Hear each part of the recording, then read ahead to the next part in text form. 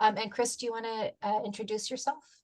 Yes, well, good afternoon, everyone. My name is Chris Vela, and I am a beginning literacy level 1 ESL instructor or multilingual student instructor at San Diego College of Continuing Education. So yes, that is most of my experience is in the beginning, low literacy to high beginning English as a second or third language with my students. I teach an online class, which is the same level, beginning literacy. So we're talking about individuals learning how to, well, just literacy, English literacy, and also technology. So you can even imagine that it is chaos. That's why I was talking earlier with Randy about his students. So just to kind of compare. But yes, I teach beginning literacy, and most of my experience and some of the practices that I'll show today are based on the, hard lessons that I learned in the past. So I hope it really helps, or just helps you, or sparkle some ideas in your online teaching. Yeah, that's me, and that is my information in case you have any questions, and we can begin. So let's talk a little bit. I think, how many are we here? We can even talk in this group. We don't have to send anyone anywhere. So Yeah, so we have Olga, Patrick, and Destiny. Olga, yeah. would you like to share a little bit about yourself and your experience with online teaching? Yeah, anyone challenging? Patrick, Olga, I or think Destiny? Okay. I can start. Can everyone hear me? I'm Yep, outside right now, so Okay, yeah, we can hear you. yep, Mhm. yep. so I'm Patrick Smith. It's nice to meet everyone. I'm a recent MAT Soul graduate from Sacramento State, and while I was there, I had to teach a hybrid class for an EOP program, teaching first year writing, and that was the first time I've ever taught online and also in person at the same time. So it was a challenge. So that's why I'm here to learn more about it. Let's see. I'm actually also in the hiring process for an online teaching position for Santiago Canyon College. I'm Wow, actually in Southern California right now. That's why I'm here. nice. I think teaching online is something I'll have to do very soon, but I'm more used to in-person teaching. And I guess uh, the biggest challenge, I'm kind of thinking out loud right now, but I think the biggest challenge for me was establishing community with students online, especially because I couldn't require, at least from Sacramento State, students to turn on their cameras. And so trying to um, get students to get to know each other for a first year composition class, I think was um, challenging. I tried to utilize breakout rooms, Google Docs, where students could see people fill in things live. Anyways, so that's what I'll say. Now that's, yeah. So maybe, well, we'll give you some ideas on maybe avatars, but okay, let's continue. Otherwise, we're gonna next one. But yeah, similar challenges too. Anyone Olga or else? Destiny, would you like to share? I can go next. Okay. So I am a full-time student. I am finishing up TESOL program at San Francisco University with Dr. Papal. And that's how the whole Catesolot and everything started for me with the conference. And I'm also working as an ESL teacher with adult learners. I have a lot of experience learning and teaching online because we all been stuck through the God, what's the name of that thing? Oh, COVID. Pandemic. Oh my God, I totally forgot. We Wow, don't I need to forgot. remember it. We don't need to remember it. Exactly. It's like, oh my Be God, that's the gone. first time I forgot about it. So it's like, Yeah. what that thing was, right? So, and of course, it was a challenge. And I think challenge was kind of multi-layered because I was watching my kids struggle when they're pushed on online format, and watching their struggle kind of helped me to bring forward some issues with student because they're not even mentioning them. So it's good that I was kind of see it from the side as well. Right now, the biggest challenge, of course, not everybody at the same technical level with online schooling and computer. And I think just keep students organized is the main challenge. It's like, well, I didn't find it. I didn't know how to click. It didn't submit. It's like, well, it's like, okay, let me walk you through that. So, but some typical excuses like that. That's me. All right, thank you. Thank you so much. Destiny, would you like to introduce yourself if you're able to? Yeah, so I did undergrad and the beginning of graduate school online, and at the same time I was also teaching like as an embedded tutor, and one of the obvious problems was just engagement. So I think that's something that is a continuing like thing we're all working on. So Yeah. I look yeah. forward to seeing how you guys try to gauge that. Okay, great. Awesome. And Carla, would you like to introduce yourself? Buenas tardes, Sure. maestra. My name is Carla Stoner, and I'm an ESL teacher, non-credit. I teach at the CLC as well as the English Language Institute on campus at Miracosta. Yeah, I love teaching online. I never thought I would, and I have fully embraced it, and I absolutely love it. And the challenge would be like what Olga was saying in terms of not everybody's at the same technical level, so that is definitely challenging for sure. But overall, I don't know. It goes pretty well. I tend to do a lot of you know, games to review and just to get, group writing on Jamboards and things where they are connecting constantly almost. We do some things, teacher students, and that's okay too, but I really like them being in breakout rooms and working on whatever it is we're working on because they, of course, create relationships and whatnot. So it's gone fairly well for me, except for the challenge with technology. I always offer to help them during student hours, quote unquote office hours. Sometimes they show up, sometimes they don't. Anyways, but that's my biggest challenge, I would have to say.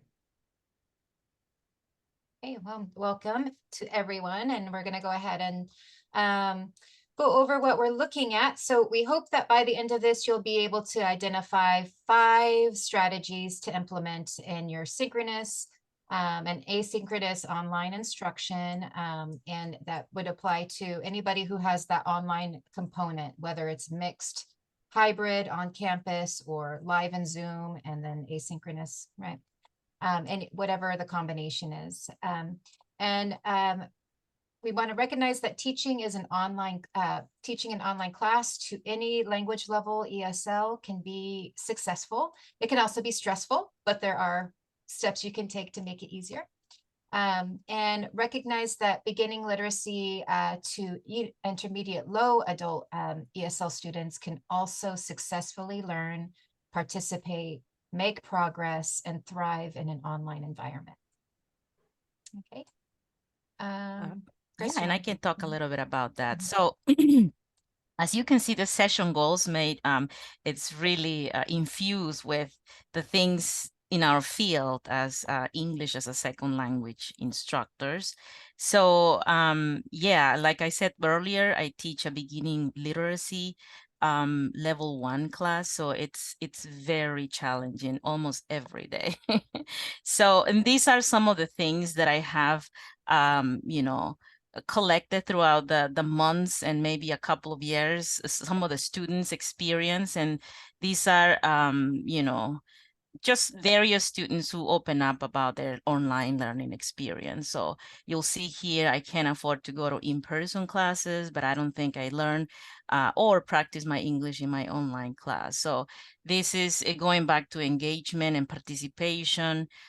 This is linked to the problem or students not turning on their cameras, or if they have family business, X or Y a reason. So that's the experience of other students. So they have given up on the possibility of going back to school because, you know, they don't see online as a successful option for them.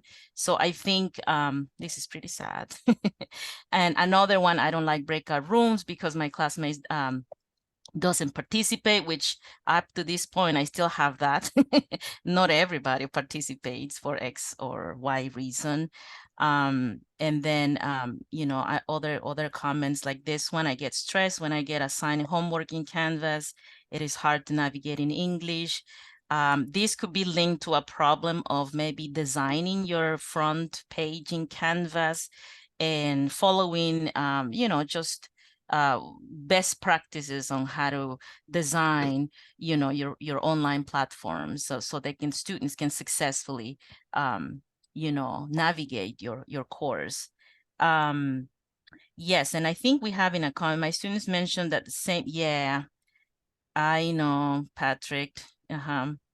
Yes, it is pretty common, this type, and you can interview your classmates after your course and say, how was the experience? I haven't done it because I know in my class is chaos, and I know they'll say, you know, people don't participate, teacher. I don't want to be in breakout rooms. So some of them at some point in my class, they just log off of Zoom and then come back when, you know, after they kind of figure out, oh, 5 minutes have passed, so I'm gonna go back to my class.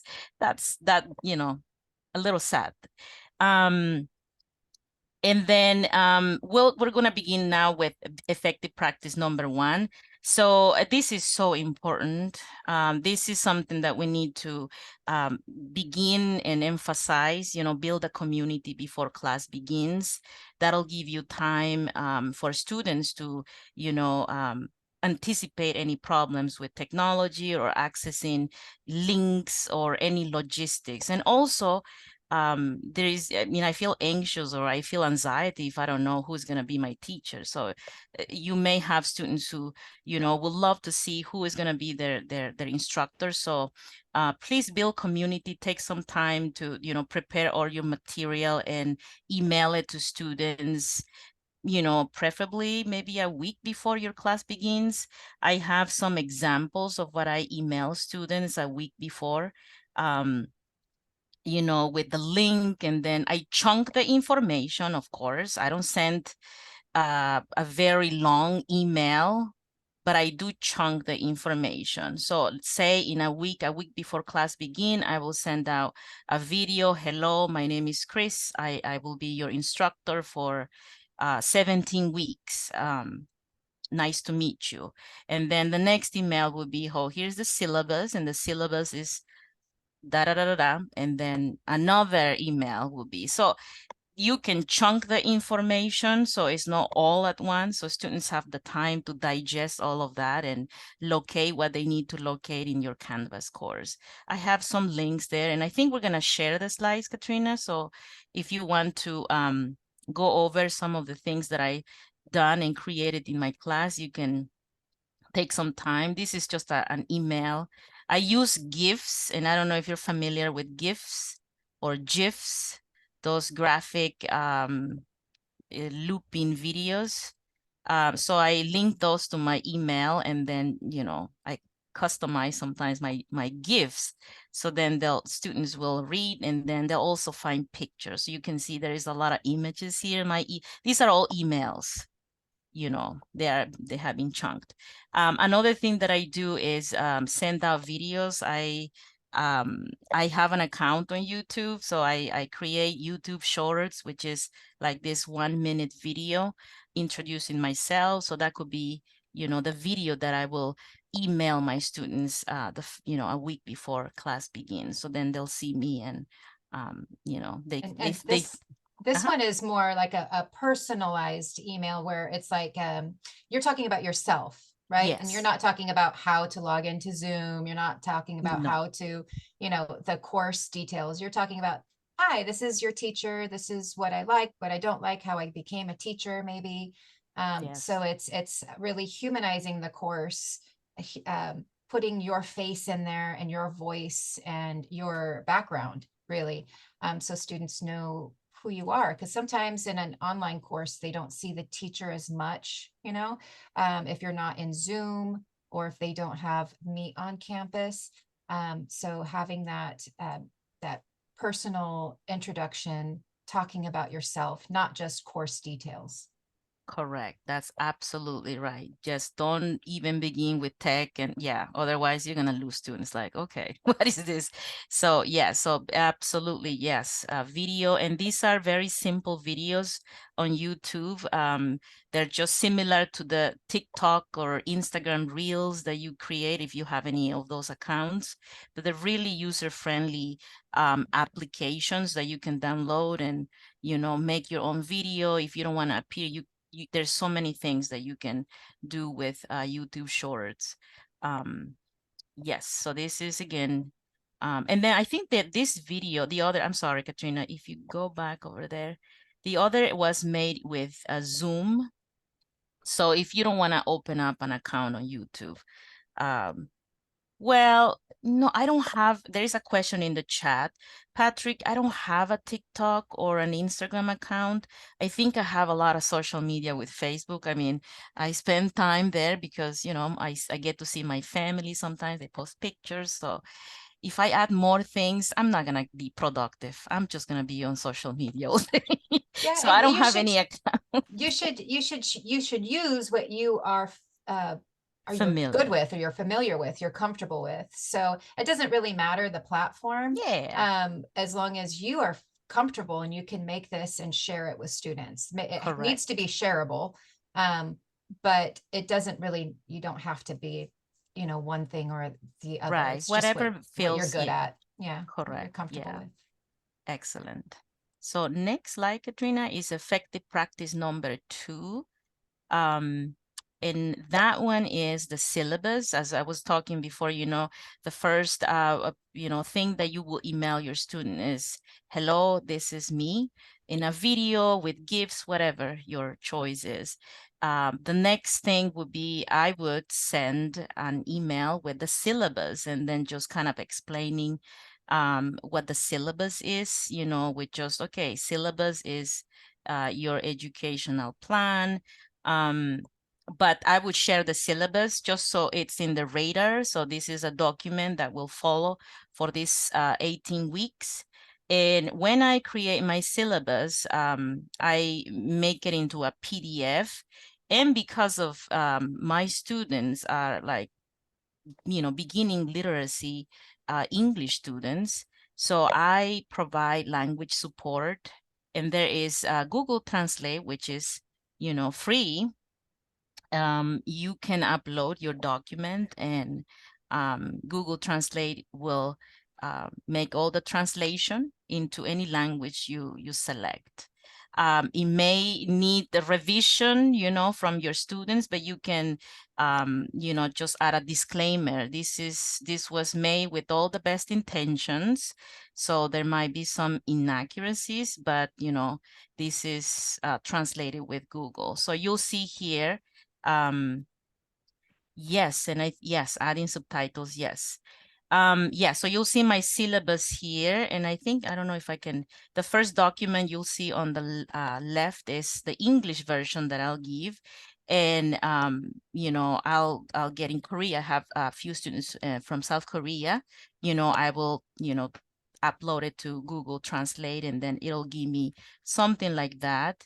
And I don't know if we can, I mean, it is hyperlinked, so when you get the access of these slides, you can check it out. It's pretty accurate, I think. Also the liquid syllabus. I don't know if you're familiar with that terminology. The liquid syllabus is basically your syllabus on the internet.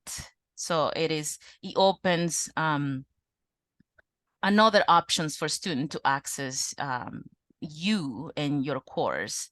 So not only the paper, but also a website where they can easily go and access. So you're opening more possibilities. So it is also very, very simple to make. I created this with Sway.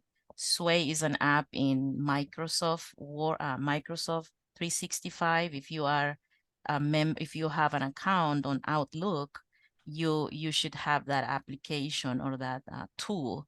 So basically you upload the document and to Sway, and Sway will just, give you an example of a site. It will make it into a newsletter type. So, but it's, yeah, you need to explore and see, but it was simple to make once you upload your syllabus. So next one, Katrina, and then I don't know, this one. Yeah, so this one is my liquid syllabus, and I used something different. I used the S'more, if you know S'more. And Yes. you get some free ones, right? You just log in and you get some free ones, and then you can change it, update it, delete it, and so you don't have to buy the super duper account. But you can put all of your syllabus information in this newsletter. And this way, students don't need to wait to pick up your packets, or they don't need to figure out how to log into their email or how to log into Canvas to collect the information. They can just click on a link that you can have a link here. You can post it, you can embed it. You could even post it on Facebook if you have a class Facebook page or something.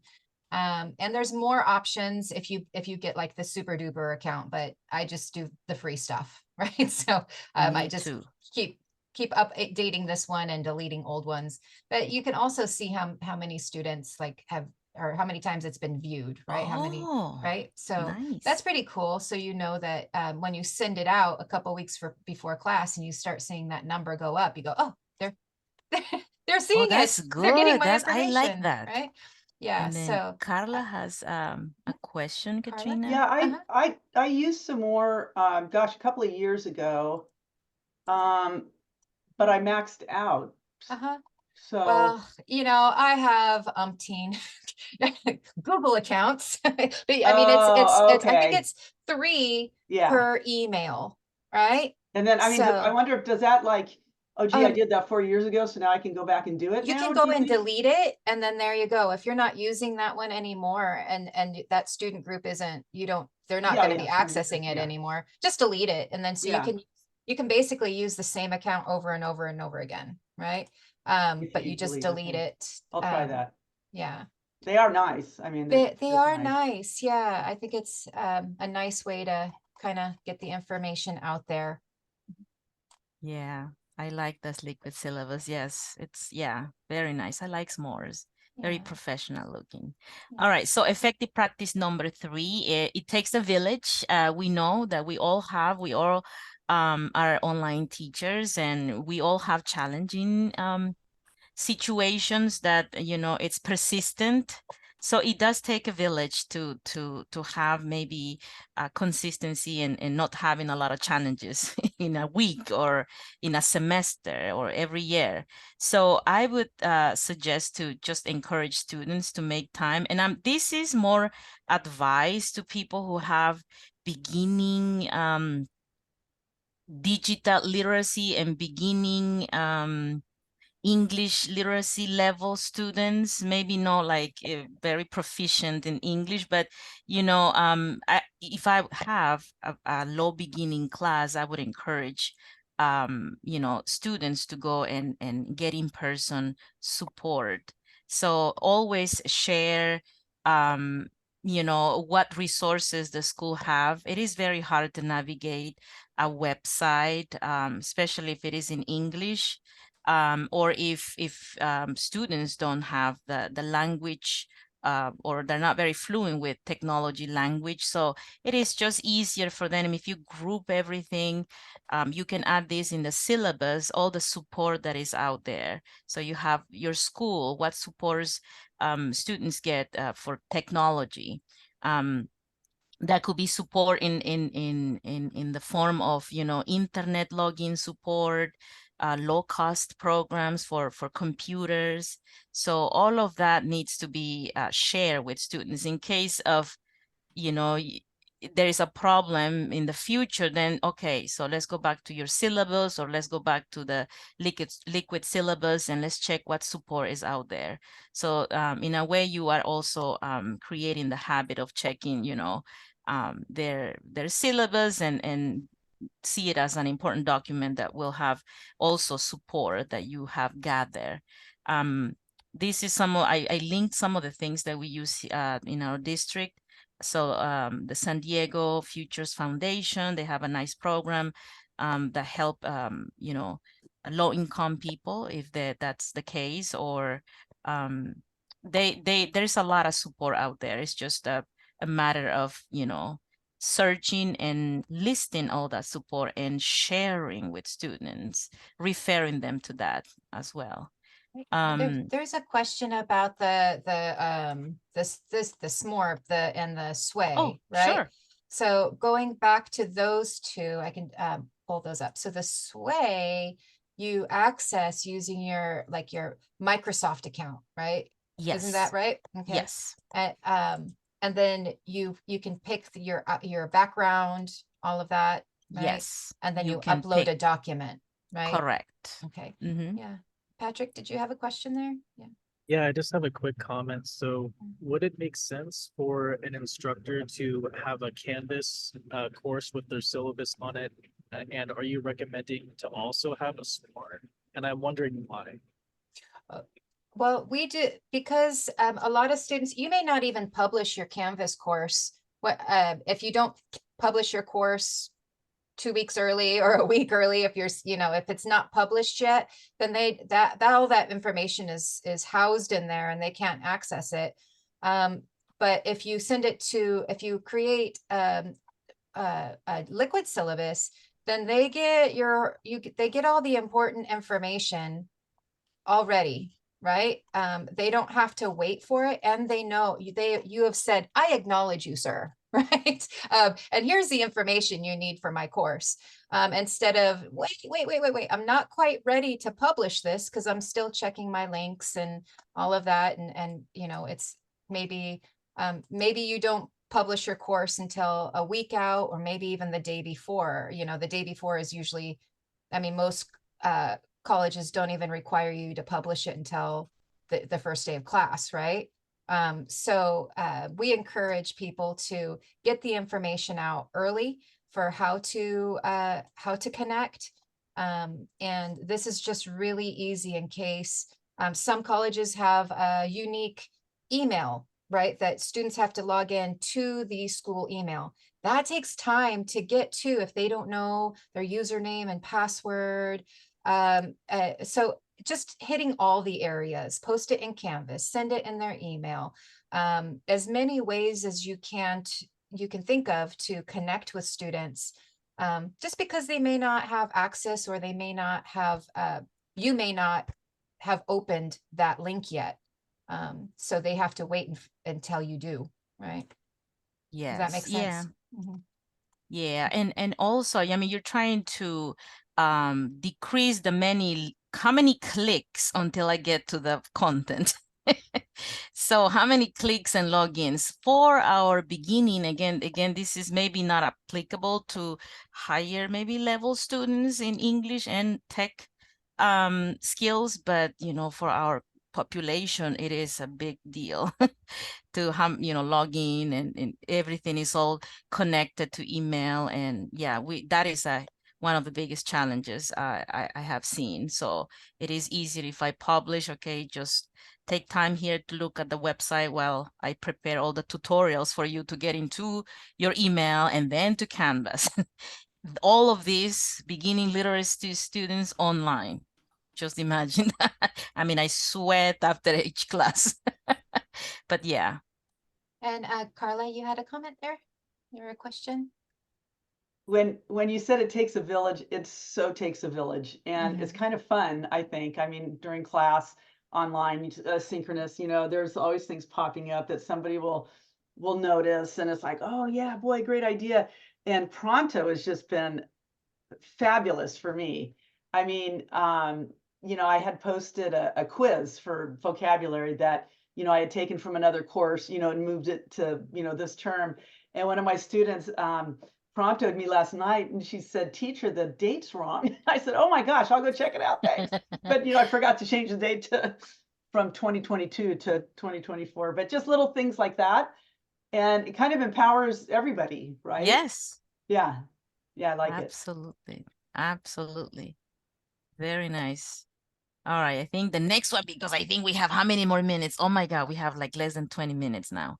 All right. Next one, effective practice number 4. So the first weeks, you know, create a synchronous online class routine. So this is what I do. And again, think about the population of my beginning literacy 1 students. So it might not be good for you, but you know, this is what I do. I create a routine. So predicting what's gonna happen helps decrease my anxiety. So I think that can also help my students. So I create a routine, you know, I create these Google slides where we go over, I present the class and I acknowledge and after that we go with, and let me show, can you open that, Katrina? Let me show you what, you know, my routine is, and then you can judge. Maybe it could be something that you want to do that can help your class. Maybe, I don't know, maybe not really, but it does help my class to stay focused and, you know, make sure they are, oh man, this is gonna take I forever, know. Katrina, There it because is. It's loading now. tons of stuff I put there because I have challenges. I'm not gonna lie. Every day there is something. For example, I add this. Please add your name on the Zoom screen if you haven't, because I only see Motorola 123 and Samsung XY and okay, hello Samsung, and then I try to make jokes, but they don't get. So okay, let's translate. So we have all the languages here. So then if you go to the next one, Katrina, I even put a GIF because this is just a reminder. So the next slide for this one, Katrina, it's a little GIF. Well, these are just the instructions. You know, what do I need to do? Because I need them to be prepared for class, but they log in with no name on their Zoom account. So I have to remind them almost every day. Hopefully by the end of the semester, everybody have mastered that. So then, yeah, so here's the GIF. So I use different ways to get to my students, either language or gifts. So then they get the skill. So hopefully when they go to the next level or the next class online, they can be successful. They know, okay, I need to write, I need to make sure I have my name on my Zoom screen. So, and then the next one, Katrina, please. So the next one is just, you know, this one, you know, do you have, I want to make sure that everybody's ready, okay? If you are somewhere in the living room with kids, or I mean, I don't say that, but you know, okay, students, do you have rule paper? Yes or no? Do you have an eraser, notebook, pencil? And then make sure that they get ready. Next one, so that's our routine. This is so important for my population of students. Please mute yourself. Please look sad. Look, blah, blah. Ah, mommy, happy birthday. So this visual is, I don't even have to say, please mute yourself. They see it, they know it now. It used to be a problem last semester because, oh my gosh, I think they think that if they mute themselves, they're not going to be able to hear me. There was this miscommunication or assumptions. So I have to tell them, okay, you know, we mute, so you listen to Chris. You unmute when you speak, when you talk. So whatever helps. So this helps. So then the next one, Katrina, and I'm just gonna be done very soon because this is what I begin. Well, once we are ready, All right, so students, we're gonna be recording welcome to English Literacy Online, blah, blah, blah. And then I go to the next one, Katrina. I think the next one is my email. I make sure that they get it, oh, remember my name is Chris Belache and my email is da da da da da. And then next one, Katrina. Yeah, this So right here is surprising. It really is a challenge, the at and the dot, right? Oh, yeah. Those are just not, we assume that people know, oh, .com, .edu, they just don't know what that is. So it's very helpful to have the graphic. I mean, some Yes. people do, some people don't. Yes. And then there's school, like the support.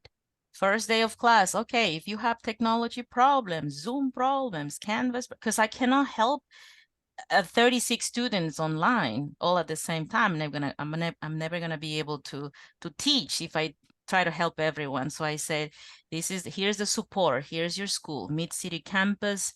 Please call, go, make an appointment.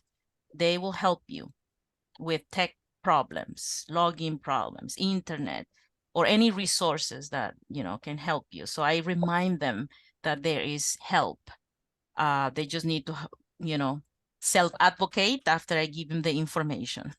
Next one, Katrina. I think the next one is, the schedule. This is good for language learner to make sure that they know their schedule. Next one is, and we don't have to go over all of this. This is the calendar. We talk about semester and, vacation, when we'll have vacation. Next one, Katrina. And then where they are. I think visualizing the semester and knowing that there is a beginning and eventually they'll be successful, they'll finish this 18 weeks. It's empowering and I like the visual. So we go over, okay, what week are we now? So we are week number 6. So right now we are in week number 5. So 18 weeks and then you'll be in English too. So, and then next one, Katrina.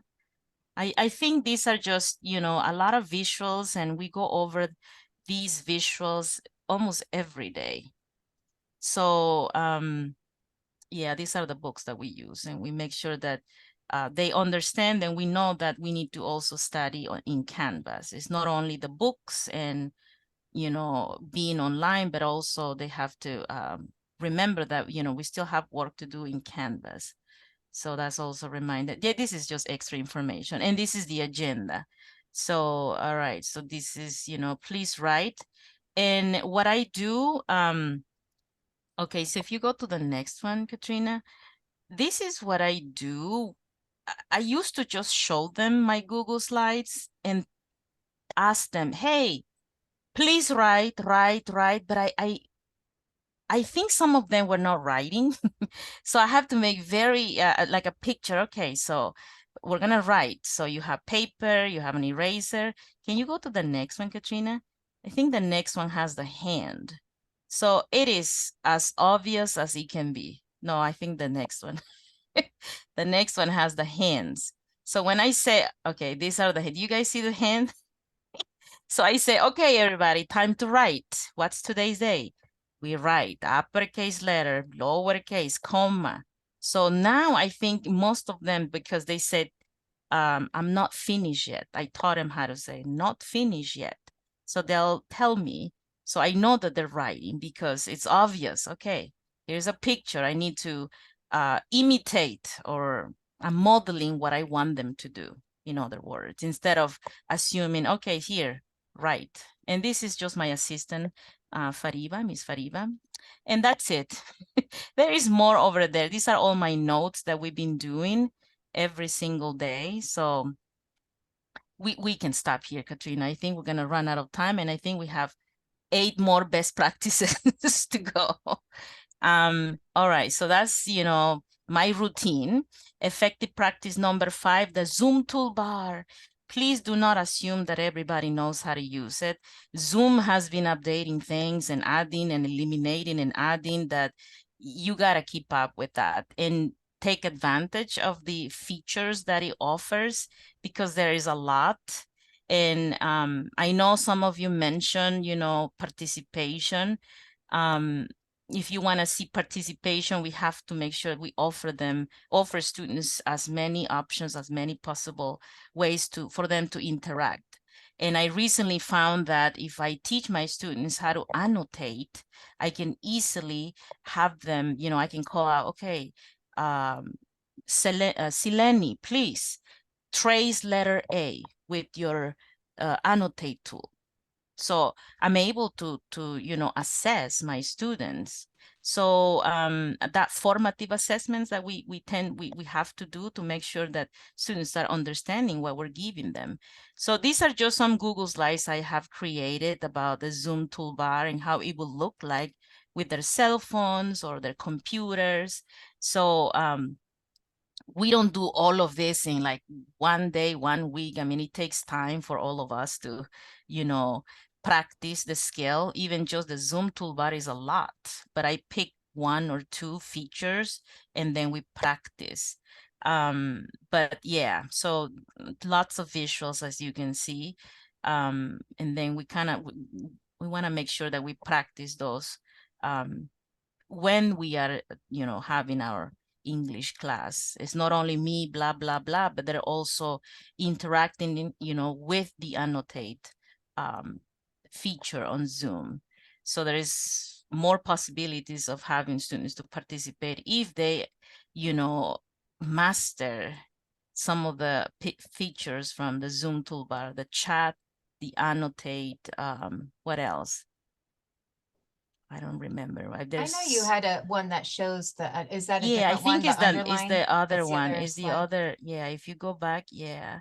Maybe is the next one, one. Katrina? Or yeah, this one. This one, yeah. This is the effective practice number 6, which is, when I was mentioning like learn or teach students how to use their Zoom toolbar, then you can go over instructions. So I created this list of instructions, the English that they will hear in an online environment, the lingo of technology, when the teacher says, okay, please type your answer in the chat. Tell that to a beginning literacy ESL student. You need to find pictures, ways to communicate that and show them. So these are just a few things that I have been doing with them, like trace a letter, and then I have the visuals. Please click on the little pencil on your phone. Most of my students only have a cell phone, so they'll see a little pencil in their phone. So I still encourage even cell phone users to participate that way. So yeah, so all of these are just, instructions in an online class. Scroll up, scroll down, highlight if I want to test their vocabulary, then I'll have a worksheet and then I'll project that, and then I'll have somebody who can finish a sentence or circle something with the annotate tool. So again, you're giving students another way to interact with you during the lecture or during your class. The next one is effective practice number 7, and this is just sending reminders. I have a problem. Well, I had a problem a couple of semesters ago, last year, and some students were, I think they thought that the Zoom link I have given them was only for a 1-day class. So I have to remind them, hey, this works for every single class. You can also find it in Canvas. You can also find, but then if they don't log into Canvas because they have a problem how to log in, because their email, they haven't set up their email. I mean, there is like unraveling problems there. So I thought, okay, so I'm just gonna send them reminders. So I send automatic reminders with the Zoom link and say, hey, we have class today. So in a way is reminding them. I know I'm probably gonna fill up their inbox and they're gonna hate me for that, but at least the first few weeks I'll do it. And then once we get more language, then I'll tell them, okay. But sometimes I translate, I say, I'll keep sending you, but just remember it's the same link. It's the same link. And once they're able to log into Canvas, then I'll stop sending them those reminders. But yes. Yes. Oh, I'm so sorry, Katrina. I think, yeah, no problem, Carla. Thank you, Carla. Bye-bye. Anyways, the next one is effective practice number 8. This is engage students in Zoom. Again, the Zoom toolbar is key. You gotta spend time on, you know, teaching students how to use the Zoom toolbar so they show participation. But yeah, so these are just, you know, how to react, I guess, using reactions if you're understanding or if you need explanation for the people who sometimes are very shy, you know, in a language class. So use a reaction there if you're getting, if you need help. What else? How Also to use the how to chat. request help in a breakout room once they're in a breakout Yes. room and they just say like, uh-oh, I don't see anything on my screen. Or something's wrong. They have a question. It's nice for them. They're able to ask you for help. So that's Yes. a good one Yeah. too. Try to engage them. Yeah.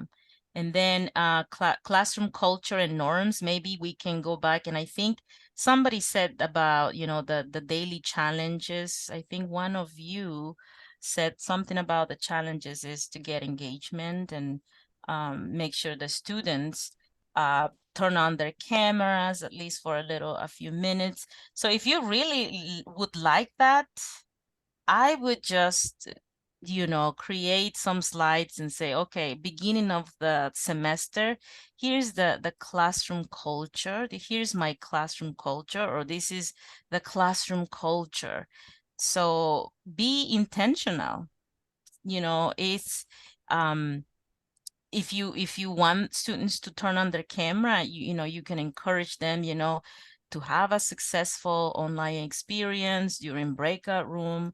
We encourage you to whatever, you know, turn on your camera. So be open about that and encourage, I mean, just ask students and say, you know, this will be more successful if we commit to this, even if it's just for breakout room discussion. But you know, create that culture, write what you want to see students do, and be you know, just be open about it and encourage them to you know, just turn their cameras on during discussion, even for just a few minutes. If they are shy, then you can go and teach them how to use an avatar, maybe, if they don't want to. I mean, everything is, I mean, you can offer options there, you know. You can either ask them, you know, to turn their cameras on during breakout room, or teach them how to create an avatar on Zoom. Yeah. The Yeah. next one, yeah. Oh, I was just going to say being present, you know, showing if you are on time and you're present and you're active in everything having to do with your course, your students see that there's importance there. You know, if you are active on the discussion boards, or if you are active on, you know, if you are sending emails to people, if you have some sort of community building board, you should be there too. So modeling that behavior, modeling emails, modeling posts, so that students know how to interact in an appropriate way, that, you know, with etiquette, and also creating an awareness of a goal, right? That this is a goals-driven class. We are here to do Yes. something. This is not just come and kind of chit chat and ignore people or do other things. We're here to do some very specific things. And Chris has a really great way of doing that with her beginning students, and showing them, hey, this is a certificate you're going to get at the end, and these are the things that we will accomplish. This is what you will do. So establishing that from the beginning, so they know that they are there for a purpose, and what the purpose is, right? Yes, and maybe you can put in your contract, I will turn on my camera, and have students sign it. I will turn on my camera during breakout rooms. You put the rule. This is your class too. So you And set up yeah. the tone, you set up the rules, and and be open about it and keep encouraging until, hopefully, that culture keeps, or it Or gets what, fostered. yeah, you could, I know that you said that you're not required, that that you cannot require students to turn on the Yeah. camera, right?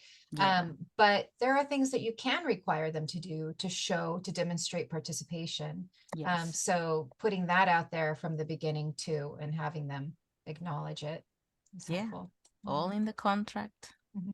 Mm-hmm. All right. Amen. So making yourself available in different ways. There are all kinds of ways to make yourself available, right? We have Pronto, Canvas discussions. You can create Padlets and post on them. You can create a WhatsApp chain. You can use Flip. And there's many other ways. It depends on what I know that some schools have restrictions, especially K through 12, and what you can use and what you can't use. But find out what's okay for your institution, and then give it a try, right? And then use those platforms to keep in touch with students, to answer questions, to encourage discussion, and to show that you are present and available. Chris, do you have any comments Yeah, about that no, one? I think this is great. I forgot to add some samples of my students. I think, and Carla, our colleague Carla, who just left, was saying that she loves Pronto, and we also have that. And I don't use a lot of many tools because I get overwhelmed, and then I don't know which account, which class, and then which log. Oh, my brain goes crazy. So I only pick, Pronto. I don't even do Canvas discussion, but Pronto, we do a lot of Pronto. Not only I don't really use that as, I know some teachers use it to give homework. You have to check Pronto, but I do it just, hey, how you doing this weekend?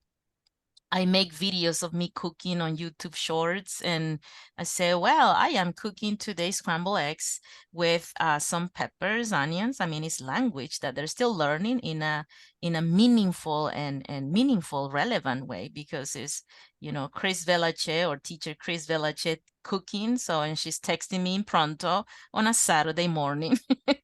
So I know, I like doing that, and I think that also creates that, build trust, and show the students that you are a cool person and you're just like them, just, regular human being. And I'm here, and I'm here to help you, and I just want to know how your weekend is going, your family, and just a text, and that, triggers a bunch of other texts, and then people start sharing, oh, I am at the park with my dog, and then you create that vibe and that environment by being you, and just ask students questions beyond the class, and then they'll be open up to you, and share and use language, which is ultimately the goal, the final goal, for them to use meaningful language to communicate, um, I would about say, themselves. Patrick, in regards to like limiting, because we can't be on all the Yeah, time. that's true. That's exhausting. But you can, right? But you can, again, from the beginning, the culture of it, like, and establishing when you are available and what they can expect, right? I usually say, you can text me anytime, but I may not respond to you until, you know, 24 to 48 hours later, right? If it's on a weekend, it's definitely, expect my response on Monday, right? But sometimes I'll just go ahead and respond, right? If it's convenient for me. But you can, from the beginning, put limits Yeah. on it. Mm-hmm. And I definitely have settings on my phone where I don't hear my stuff at certain times, right? And it's just gonna, you can tell them, after 6 o'clock at night, I really don't check my phone, or you may not get, and whatever it is for you, right? Yeah. For me, I teach an evening class, so my morning students, if they're trying to contact me in the middle of my evening class, they're not going to get a response. So I want them to know, hey, I'm teaching at those hours, so I'm not checking my phone. So I might, respond to you as soon as possible, right? It won't be right away. But usually I try to respond right away. It's kind of cool to get that instantaneous response. You go, wow, my teacher is actually responding to me right away. That's great. As if I were taking a class and I had a concern, I would love that, Yes. So, but so just letting them know what to expect, hey, Yeah. I sleep at night. I need my sleep. So I if don't you have text me late boundaries. at night, But that's me. Don't follow my advice. Maybe this one put boundaries because I don't have boundaries. But Yeah. I don't really have any students. Oh, I need help with lesson, whatever. If we do have that, pronto is fast. Sometimes I'll send a voice message and explain, to the student, that's easy. And that's why I like pronto for that. But I definitely need to put boundaries. So far, it hasn't been a problem. Students seem to respond positively and respectful. But yeah, that's a good advice. Just, set boundaries. Yeah. Well, that is about is- it for today, and we are right on time. So Thank you very much. bravo. Thank you, Chris. Chris has just such amazing ideas to share, and she puts so much effort into the details. So I invite you to come back with us next month from 9 a.m. to 10 a.m. Chris is going to be here again, and she's going to share more Yay. stuff with us. Gifts. I love yeah. gifts. And this is if this intimidates you, creating the graphics that you saw in her slides, which are so very helpful. She's going to walk us through that. How do you do that? How can I create slides for my students that really show them in a meaningful way how to use the tools that I'm expected to use, right? Yes. So Oh, it's gonna be fun. Yeah, I hope to see you then. Thank Does you anybody so have any much. questions for us or last comments as we walk out the door? Is Um, Ryan here? Hi, Ryan. Oh, yeah, Patrick. Not a question, but just a comment. Incredible amount of work that you put into those slides and the design, because as you were talking about, it's like, well, I put it in the visual format. It's like, okay, how would you do it in the visual? And then when you actually present, and it looks very cool and interactive and non-boring, that's amazing.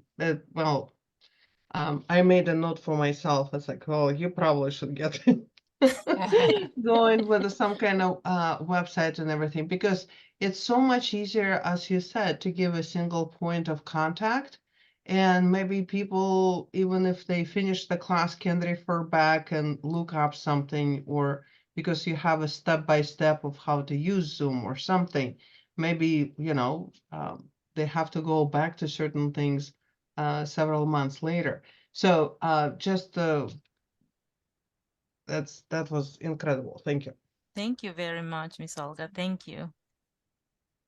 So I definitely going to be back, and if you can show a little bit of how you designed all that stuff, that Yes, would be yeah, we can awesome. create a workshop. It's not that difficult. Yeah, It look on liquid syllabus, maybe we can do duplicate, and that. it's Google Slides. It's not even PowerPoint. I'm not fluent with PowerPoint, but with Google Slides, I think it's easier. But yeah, we'll absolutely show that, Miss Olga. Thank you very much for your comment. And I Thank think you. Patrick. Yes, I have a quick question about what Olga was saying. So, while looking at your slides, or I don't know, your slides or Katrina's slides, they seemed really detailed, and I was thinking, like, wow, I think they seem like hard to make. I use Microsoft PowerPoint because it has an editor where it designs slides for you based on what you type in. Oh. So that's what I use, but I don't think it could do what I saw you create.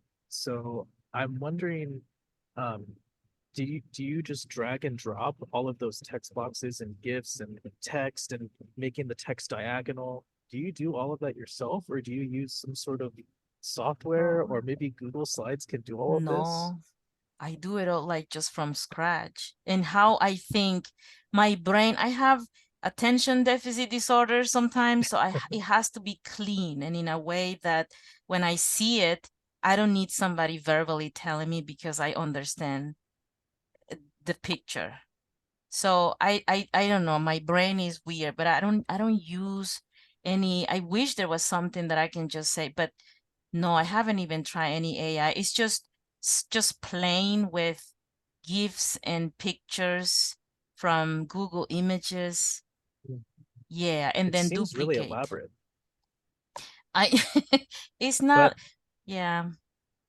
but I think they look great. So yeah. Thank you so much, Patrick. I think what's so amazing about them is that they're so specific to what we need, and you don't find that oftentimes, right? You find these kind of things that really wouldn't apply to our student group or what we're doing. And so I think she's just really thought about exactly what we need, what is the problem, and then she was able to make the graphic for it. So and some of these websites they just don't have that stuff. They don't have, it's so generalized that You have to tweak, becomes yeah. not useful sometimes. and is your favorite, both Katrina and Chris, is your favorite slide creator Google Slides? I prefer them for students yeah. because they're so Okay. easy, but some students already know how to use PowerPoint. So I always say for students creating, they can use either one, right? Whatever they're They feel comfortable more with. comfortable. But for interactive like projects and things, then where students are working simultaneously, I use the Google Slides. Yeah. Thank you. Thank you so much, Patrick. And I don't know if anybody else has any other questions. Thank you very much, Katrina and Thank Ryan. you, Hi, Chris. Ryan. Thank you, Amazing. Ryan. I miss you, Ryan. I hope everything is good. I Great. hope to see you soon. Patrick, And- Chris has been doing this for a long time. Her slides just get better and better and better. I think she just Mhm. keeps working them and making them more specific, like Katrina was talking about. And they really are just phenomenal. And like Olga was saying, it captures your attention. And I think that's really important too, because if you have 36 students and they have all of their own distractions going on, at least they have a beautiful visual representation of what's happening right now. And that kind of keeps engages them, right? Yeah. I was going to ask you, I don't know if we have time, but how do you build community when you're teaching such a low beginning level group of students and you have so many of them? How do you kind of foster an online community at that level? I've never taught that level, so I was just curious, is there one particular strategy or tool that is indispensable? Humor. Humor. I don't. You know, humor. And humor is also I don't know, I try to get I don't rush to get to the content portion. I spend time on getting to know students, and even if we translate one, I mean, I use something called the translation. I use translation to communicate, you know, how was your day? Because oftentimes I want to ask questions about their days, but you know, the language barrier. So I tend to translate that. So it's something that I ask them, you know, every single day. How you doing? How is your family? Um, So and to acknowledging everyone, to everyone. everyone, saying Mm-hmm. their name, welcoming everybody. Everyone. And then talking simple. I use a lot of you know, verbs and nouns and well, the visuals too, and it seems to work and they get what I'm saying.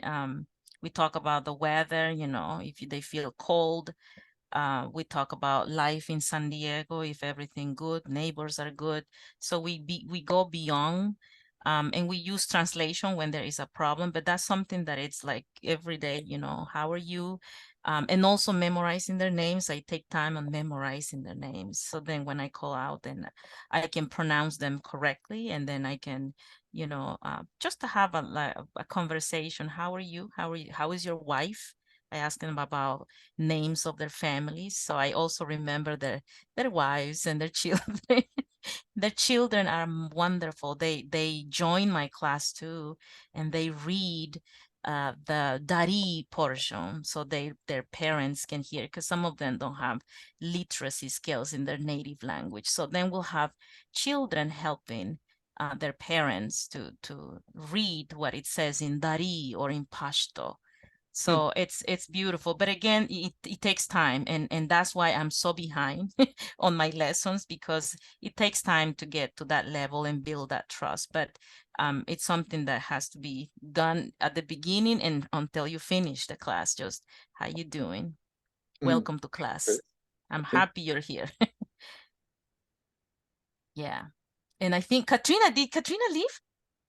Yeah, Katrina, are you put a here? note in the chat. I think she said she Okay. needed to go pick Yeah, up she has to her. pick up the kid. Yeah, thank you so much, you guys. I don't want to keep you here. Any other questions? I think Katrina left, so I'll let you guys go. Thank you very much for joining our session. you. And you'll have access, I guess, to the slides. I don't know. But anyways, we'll be in touch, okay? Thank you. Thank you, Thank you Chris. very much. Thank you. Bye, you, Chris. Nice Ryan. meeting Bye, everyone. bye, Patrick. Bye, Nice meeting Patrick. you. Bye, Olga.